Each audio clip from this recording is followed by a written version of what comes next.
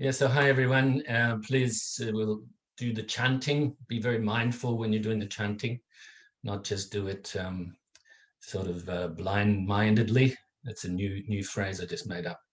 But yeah, pay a pure awareness and absorb the mind with the teachings. And then we'll go into the meditation as per usual, and then the Dharma talk. So there we'll go straight away. Namo tassa bhagavato arahato samma sambuddhassa. Namo tassa bhagavato arahato samma sambuddhassa. Namo tassa bhagavato arahato samma sambuddhassa. Buddham saranam gacchami. Dhammam saranam gacchami, Sangham saranam gacchami, Dutayambi buddham saranam gacchami, Dutayambi dhammam saranam gacchami, Dutayambi sangham saranam gacchami, Tatayambi buddham saranam gacchami, Tatayambi dhammam saranam gacchami, Tatayambi sangham saranam gacchami. Namo buddhaya, namo dharmaya, namo sanghaya. Namo buddhaya, namo dharmaya, namo sanghaya. Namo buddhaya, namo dharmaya, namo sanghaya. I take refuge until I am enlightened in the Buddha, the Dharma, and the Sangha. Through the positive potential I create by practicing the 6 paramitas, may I soon attain enlightenment in order to benefit all sentient beings. I take refuge until I am enlightened in the Buddha, the Dharma, and the Sangha. Through the positive potential I create by practicing the 6 paramitas, may I soon attain enlightenment in order to benefit all sentient beings. I take refuge until I am enlightened in the Buddha, the Dharma, and the Sangha. Through the positive potential I create by practicing the 6 paramitas, may I soon attain enlightenment in order to benefit all sentient beings. May all sentient beings have happiness and its causes. May they be free from suffering and its causes. May they never be parted from their happiness beyond suffering. May they abide in equanimity, free of bias, attachment to the near, and aversion from the far. I shall cause this. Great compassionate Buddha, please inspire me to be able to do so. Reverently, I prostrate with my body, speech, and mind, and present clouds of every types of offerings, actual and mentally transformed. I confess all of my negative actions accumulated since beginningless time, and rejoice in all the virtues of all holy and ordinary beings. Please remain until cyclic existence ends, and turn the wheel of Dharma for all sentient beings. I dedicate the virtues of myself and others to the great enlightenment. However innumerable all sentient beings are, I vow to save them all. However inexhaustible my delusions are, I vow to extinguish them all. However immeasurable the Dharma teachings are, I vow to master them all. However endless the Buddha's way is, I vow to follow it completely. Om Mani Padme Hum, Om Mani Padme Hum, Om Mani Padme Hum. Tayadam Gade Gade Paragate Parasamgate Bodhisoha. Tayadam Gade Gade Paragate Parasamgate Bodhisoha. Tayatam Gate Gate Paragate Parasamgate Bodhisoha. So now get yourself in a comfortable position. Nice relaxed position, whether you're sitting on a chair, on the floor, or even lying down if you have a bad back. I must say, though, if you're lying down, make sure you don't fall asleep. That's a big trap. Even with your eyes closed, you can fall asleep sitting up. So try to maintain the mind that's bright for the meditation especially. And just relax your body, not rigid, but also not slouching. And remind you that your mouth, your tongue inside your mouth should be placed gently above the top teeth at the upper palate of the mouth, and your lips gently touching, breathing in and out of your nose. But initially, we're going to release some tension in the body, and this will help us to release the tension in the mind as well. So gently close your eyes and bring your focus initially to your feet. Release the tension around your toes, the balls of your feet and the arches of your feet and your heels, the top of your feet and around your ankles and Achilles tendons, your lower leg, the calf muscles and around your shins, the front, sides and back of your knees,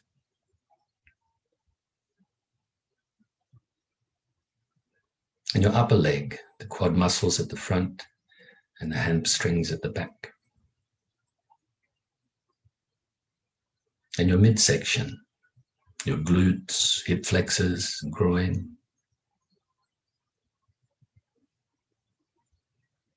From your lower stomach and on and above your hips and your lower back.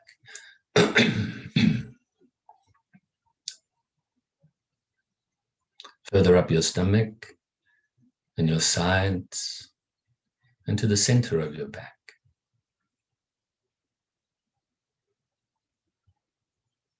Your chest area, underneath your arms and your upper back. On each side, you have the lateral muscles, and then running between the shoulder blades and the spine on each side, you have the rhomboid muscles.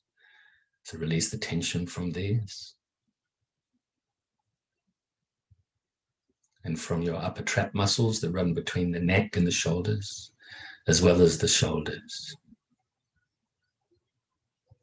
We tend to carry a lot of stress in this area, a lot of tension, which can result in headaches and things like that. So it's important to do your best whenever tension arises in these areas to let it go. Your upper arms, the biceps and triceps, and your elbows and forearms, wrists, hands, fingers, and thumbs.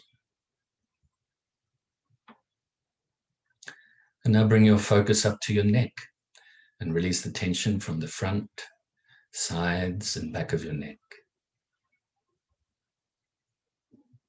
The back of your head and the sides of your head around your ears and temples.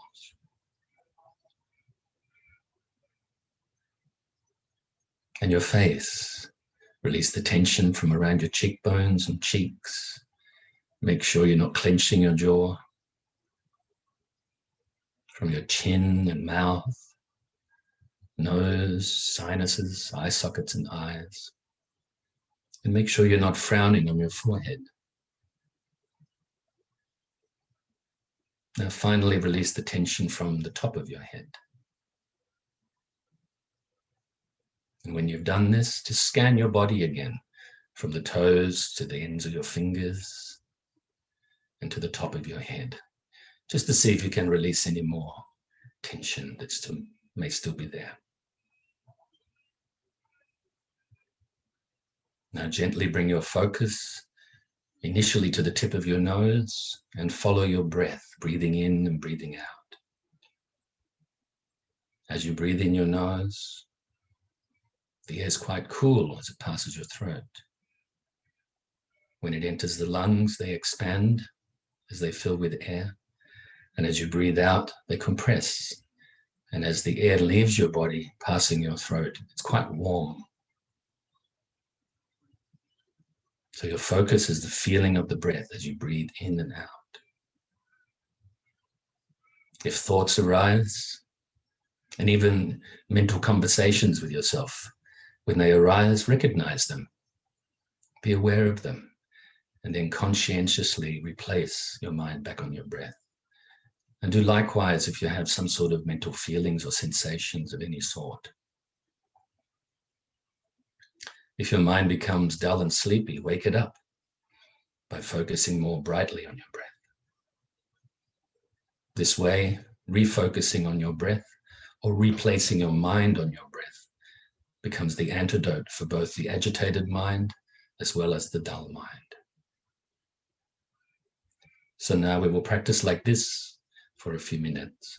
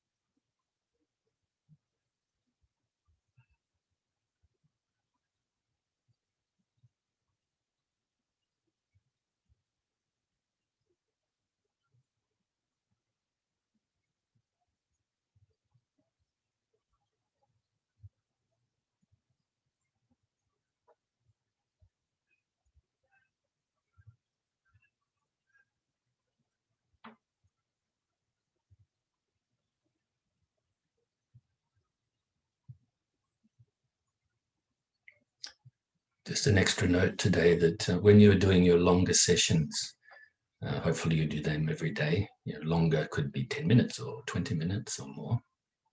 I think it's helpful to every now and then just check our physical posture. Make sure that we haven't slouched or become lazy or become tense. And if you have slouched or become lazy in the body, then just straighten it up a little bit. Or if you have some tension and rigidity in the body, just release that. This once again will help the mind to remain calm, peaceful, and bright, focusing on the object of the meditation. So now you can feel very pleased with yourself and fill yourself with loving kindness.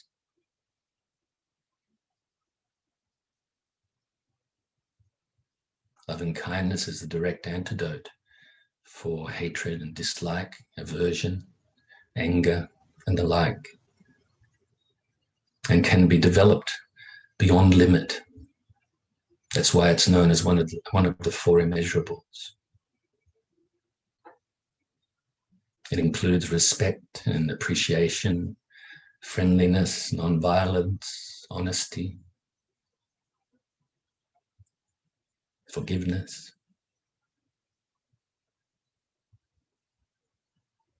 To really fill your whole being with this loving kindness, appreciate yourself. And overflow with this loving kindness and now radiate it outwards, initially to your family and friends, wishing that they are happy and free from suffering.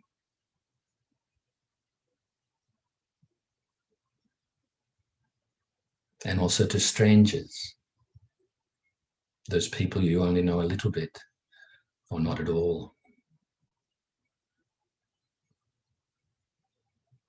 And also to those you find difficult, may even regard as enemies. May all of these people have happiness and the causes of happiness, and be free from suffering and the causes of suffering. And may they be peaceful.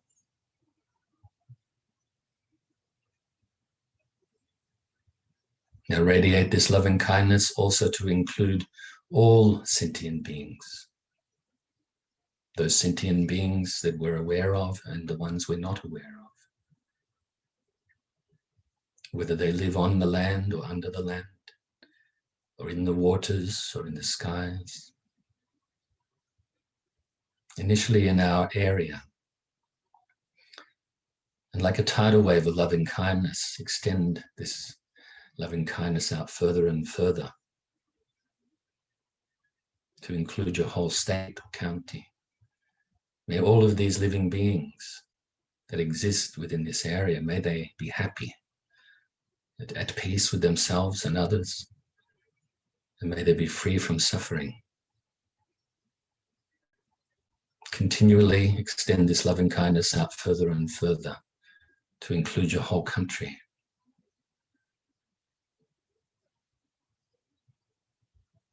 And other countries. Firstly, ones you're familiar with, either directly or indirectly, and also those you are not familiar with, until your loving kindness pervades the whole world. May there be peace everywhere. May there be happiness and no suffering. Extend this loving kindness throughout the whole solar system.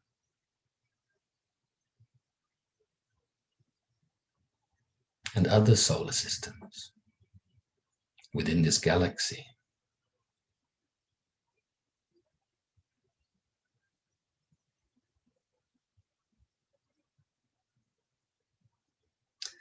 And other galaxies within this universe. May this loving kindness pervade throughout the whole universe. And even beyond this universe, may this immeasurable loving kindness pervade throughout infinite space. May loving kindness be everywhere without limit. And also be present here and now, and we will recite the dedication prayer. Due to this merit, may I soon attain the enlightened state of the Buddha, so that I may be able to liberate all sentient beings from their sufferings. May the precious bodhicitta, not yet born, arise and grow. May that born have no decline but increase forevermore. And may the precious view of shunyata, not yet born, arise and grow. May that born have no decline but increase forevermore. Okay, so now we will have a chat, I think for about 16 or 17 minutes. And we are, obviously, the big picture is the Eightfold Path, the Buddhist path. And we are combining right concentration with the right understanding and right intention at the moment by talking about the 51 derivative mental factors. And of course, at the moment, we're on the unwholesome ones. We've already spoken about the 6 root delusions or 6 root afflictions. And now we're in the midst of discussing the 20 secondary afflictions. that arise due to these 6 root afflictions. And last week we covered 6 of them, ones that predominantly come directly from ignorance. And those were concealment, laziness, lethargy, and faithlessness or lack of faith, and forgetfulness, and heedlessness or non-conscientiousness. So if you were not present in last week's class, then just look at the video that I think I posted it on Monday, and just check out that, so I don't have to reiterate today. We will cover the other 14 of these 20 secondary afflictions today, and I've categorized them. They're not in specific order, the same order as in the scripture itself, but which is Abhidhamma Kosha, or House of Higher Knowledge.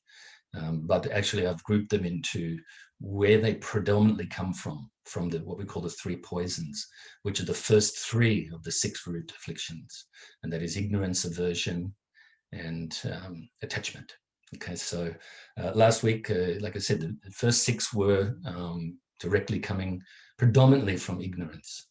And so the next ones will be coming from attachment. And once again, I have my little notes here. I'll just sort of show them to you. That's my little bad writing, old school writing, no typing. Just little points. My mum actually said that she wanted to copy these, and then she had a look at them briefly, and I didn't really make sense to her. So because they're not in definitive form, they're just to remind me. Otherwise, I'd email them to everybody. And so these ones, like I said, arise predominantly from attachment.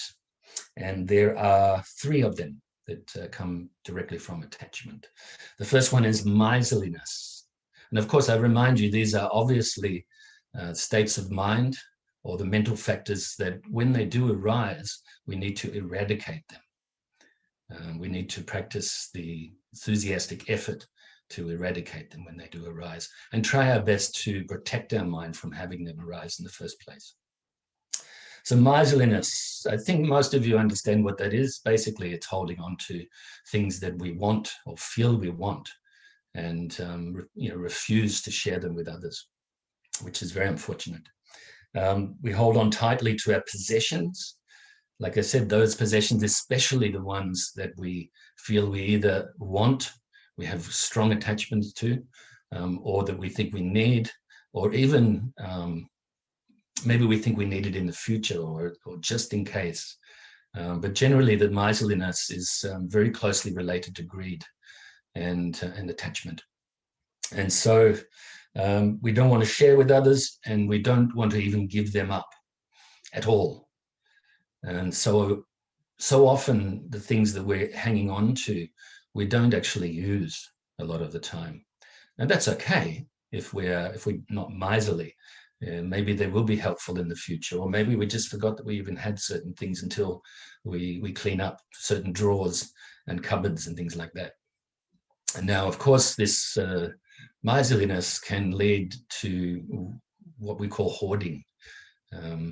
We tend to hang on to things, and a lot of these things pile up around us. And unless we've really trained our mind well, we are affected by this.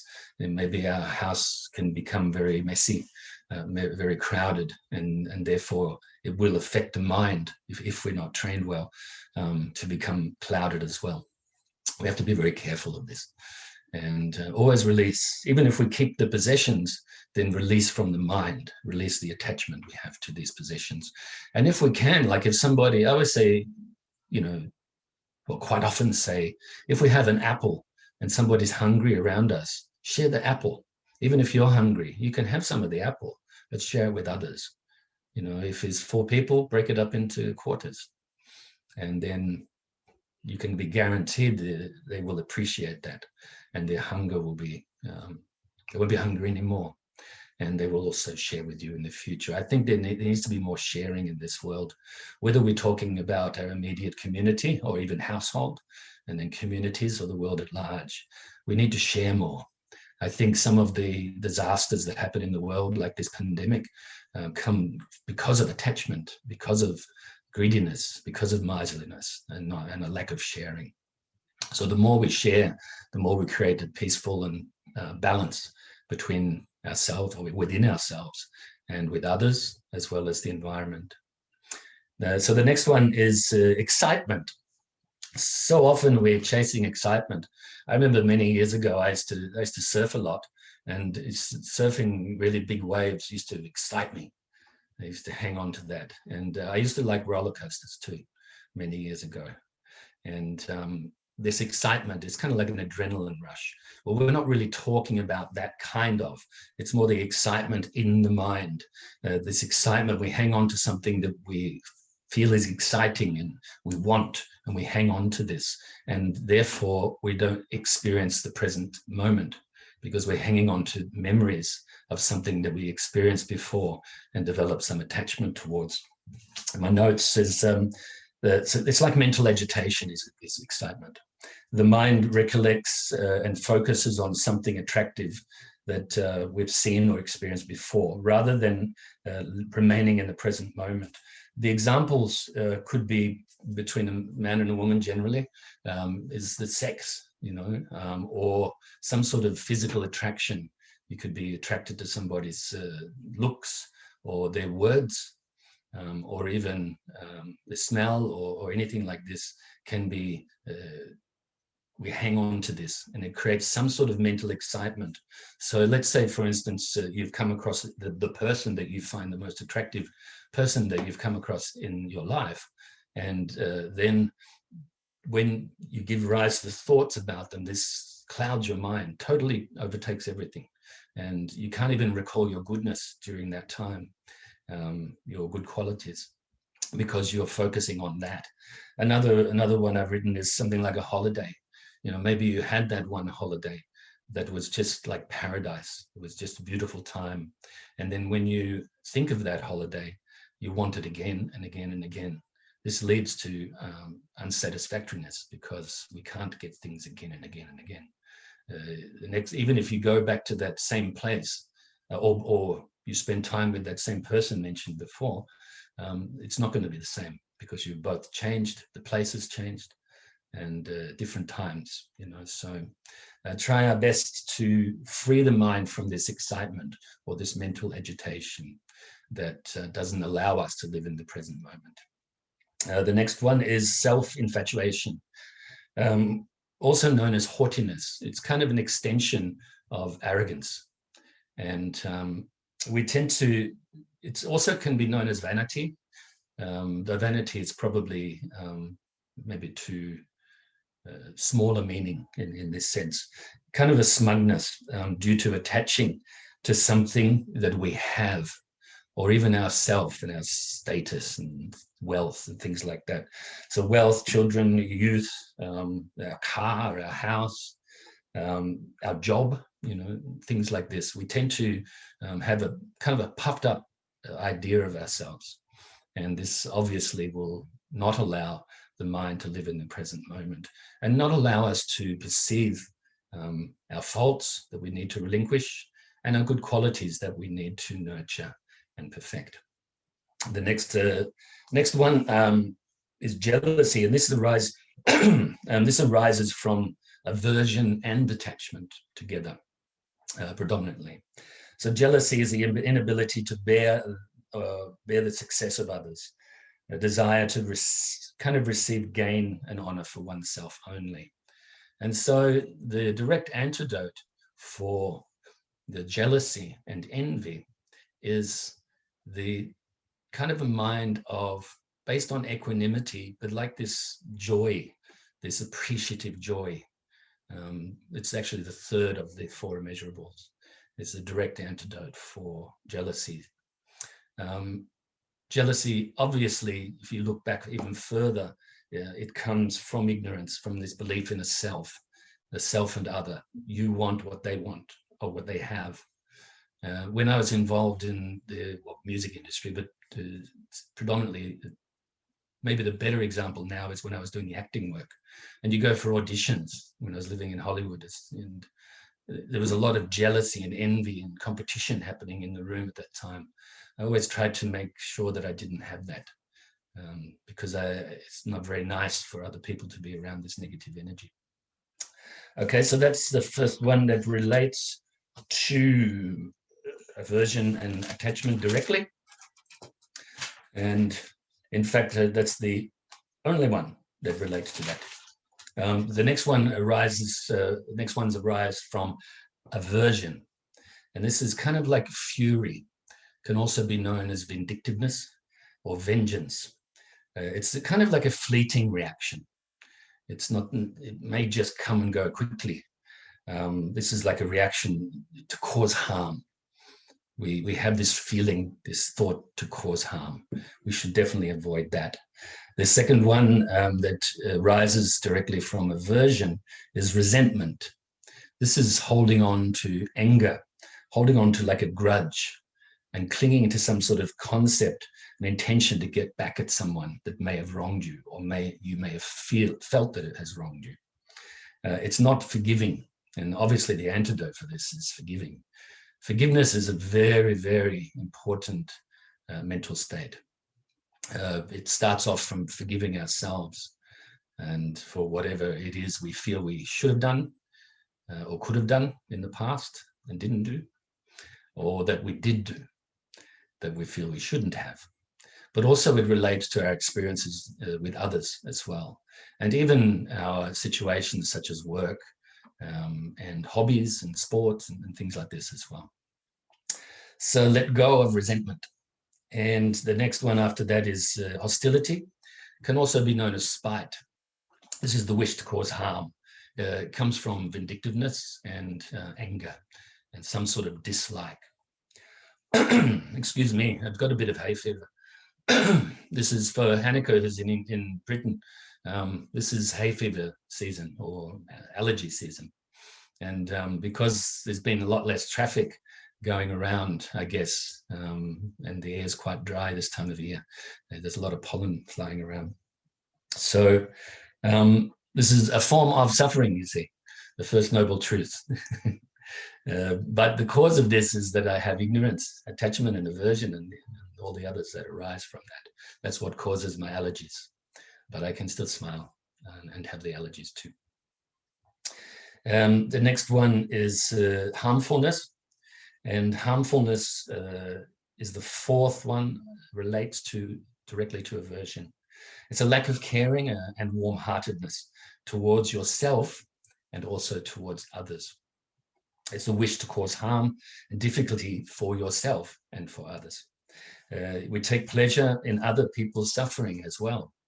And you could also say that we could take some sort of dark type pleasure in suffering ourselves and wanting to feel sorry for ourselves and the like. It's the opposite of love and compassion. Then we have the ones that arise from attachment and aversion in that order. The first one of these is deceit, pretending to possess virtue that you don't have. So it's like trying to impress others that we are good guys, that we are successful, that we are, perfect almost. And it goes along hand in hand with concealment, obviously, because you're concealing your faults and you're deceiving people by kind of helping them believe that you are better than you are, or that you have the virtues that you don't have. We have to be very careful of this, because as soon as we do this, the first person who is having these thoughts is yourself. So you will reinforce the habit of deceiving yourself, of focusing on the virtues that you actually don't have yet. Important word is yet. In order to receive gain or honor from others, like a reputation thing. Then we have hypocrisy. This is a deceitful attitude, motivated by the desire to gain or to gain honor. And conceal your faults, pretend to have good qualities, just like before. Examples, say you care about someone and then hurting them. So it's like you go out, you say, I care for all of the people. It's like some politicians around at the moment. They say they care for everybody, but actually they don't. They're hurting people, from making bad choices or not making good choices. But this isn't a political discussion, so I'll leave that there. Then we have, we can say you care for nature and then destroying nature. by causing it to be destroyed through things like mining and continually using fossil fuels that dirty or pollute the air, and not utilizing what we call these days clean energy or renewable energy. So this can fall under being hypocritical or hypocrisy. So that's that one. Then we have, how long? 2.5 more minutes. Can I fit another 4 in? I think I can. These arise from the 3 poisons altogether: ignorance, attachment, and aversion. It's a lack of fear of unwholesomeness, a lack of conscience, in other words. It's really important. This is known, I like to call it a healthy fear. We have to have this healthy fear of unwholesomeness. Otherwise, it's really easy for us to remain with and reinforce our negative habits and negative unwholesome habits. Won't recognize them. It's not abandoning the negative and harmful actions and not being considerate. The next one is the lack of moral shame. So shamelessness. It's a lack of self-respect, actually. So if we are doing something that is unwholesome or thinking something that is unwholesome, we have to have this positive shame. We have to feel ashamed at being unwholesome and being even harmful. Otherwise, we're not going to do anything about it. Committing immoral deeds, we will do very easily. We don't care how it looks on us. We don't care even of our reputation at that time. The next one is non-introspection or non-attentiveness. It's a mind not fully alert or aware of our actions of body, speech, and mind, and not preventing bad behavior. The 4th one, and the last of the 20 secondary afflictions, is distractedness or distraction. It's a mental wandering, object to object to object, never really focusing on one thing, and therefore not perceiving it clearly. It's the inability to stay focused on virtue, on goodness. So we did finish them. I may reiterate those last 4 in next week's class, and then we'll move on to the 11 virtuous mental factors. So stay safe, stay well, and practice the Dharma to the best of your ability, and share it with others through your actions.